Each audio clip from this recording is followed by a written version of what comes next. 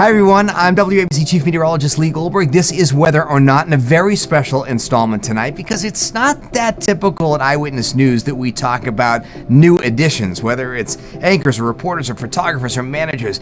People that come here love to stay here for a long time, so it's super special when we get to introduce someone new to the place, and not only that, but to the AccuWeather team. So I'd like to introduce you to our new meteorologist in the AccuWeather team, Brittany Bell. Good evening to you and Tom. This is a record-breaking winter storm, and that snow is still falling this evening. That combination of that snow, cold, and ice could be historic. Still watching multiple heat alerts stretching from Death Valley all the way towards Phoenix. This is a nice start to the day. A few clouds off in the distance, but we'll continue to see a lot of sunshine throughout this afternoon. Currently 56 degrees, light winds. In the city, it's 49 degrees, getting up to a chilly start all across the board. Monticello, 37, 43 Morristown, and down the shore, temperatures in the low to mid 40s. Welcome, Brittany. Thank you. I'm so happy to be here. So you come to us from WTVD, our sister station in Raleigh, North Carolina. So you're already part of the ABC family.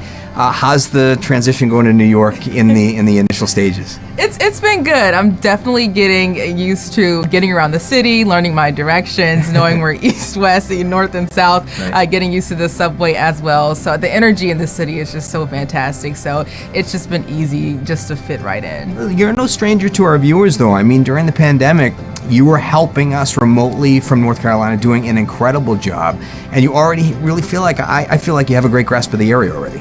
Yeah, and the viewers too were so welcoming. I know that was one thing that I was a little nervous about, especially filling in remotely, but the viewers here were great and they just helped me out. And the team here on and off air, they just made it so easy for me to fit right into the newscast. And so it was nice to get a head start, so to speak, before actually getting here physically. All right, so let's learn about your career path to New York. Where'd you start? I mean, many of our meteorologists, I think we all have that like one weather event when we're kids. Kind of inspires our whole passion for weather our career. Did you have that, and then where did it lead you?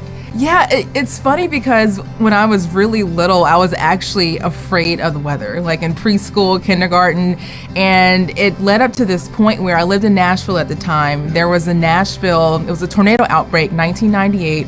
I was in school, it was after school program, and there was an F3 tornado that hit downtown Nashville, and I was in the basement with their camp counselors, terrified. But I remember one thing that helped me to stay calm was just listening. They had the meteorologist giving their newscast over the radio, and I was listening to their calm demeanor and the fact that they were able to keep this anxious third grader calm in the middle of a tornado and the skies are pitch black.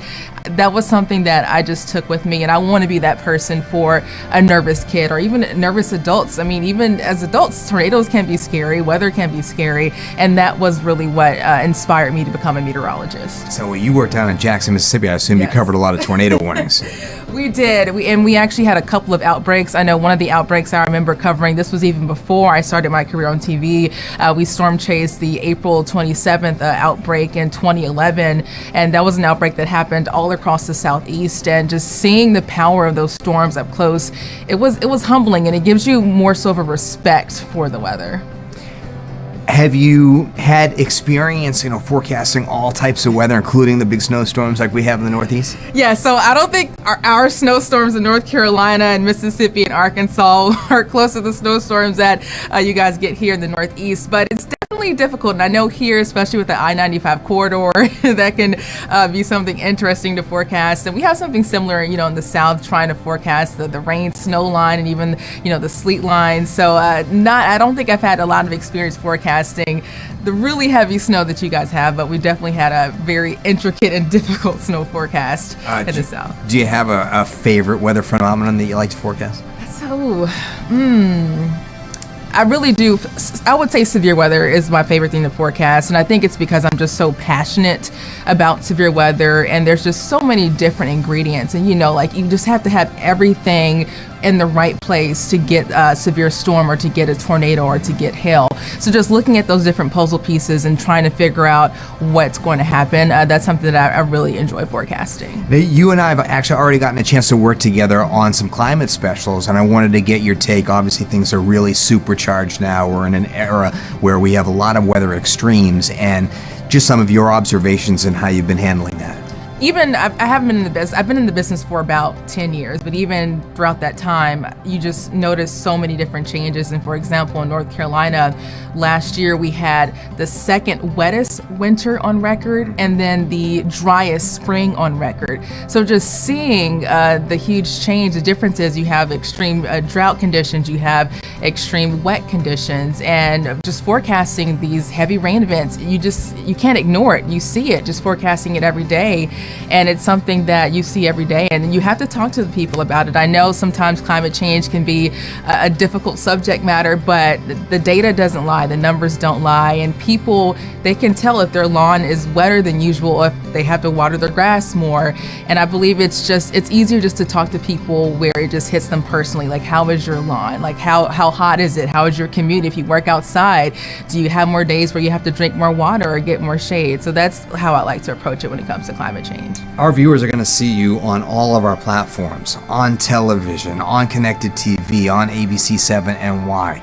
What do you want to do? What do you want to bring to the New York audience? That's a good question. Just me. I feel like it's funny just being on TV. I am an introvert, and some people might find that unique and interesting. Like, how can you be on TV and be an introvert? But I feel like when I am on TV, I can bring out just a portion of myself that I am a little shy to bring out in person. So I'm excited just to bring my personality, and I like to joke around. I'm just a very easygoing type of person. So I just hope that people really relate to that and enjoy that when they watch me on TV. And that leads me right into Brittany Bell, the person. If we were to follow you on social and see what maybe your family does or your pets or anything like that, what would we learn about what Brittany Bell loves to do? I love my dogs and I love to eat.